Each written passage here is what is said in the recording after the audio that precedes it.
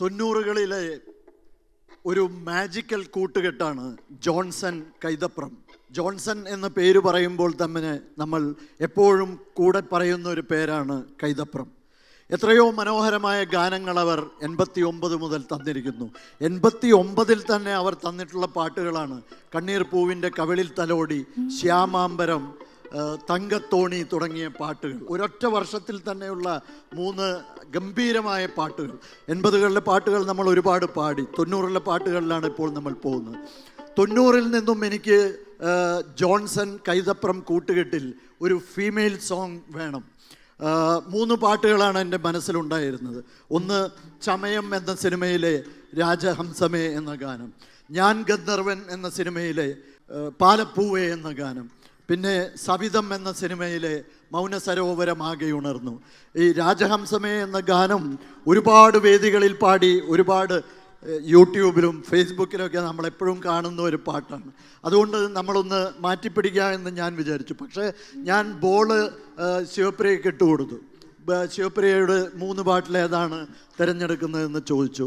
ശിവപ്രിയ തിരഞ്ഞെടുത്തത് സവിതം എന്ന സിനിമയിലെ മൗനസരോവരമാകെ ഉണർന്നു. ചിത്രചേച്ചിയുടെ 90കളിലെ ഏറ്റവും മികച്ച ഗാനങ്ങളിലൊന്നാണ് ശിവപ്രിയ പാടാൻ പോകുന്നത്.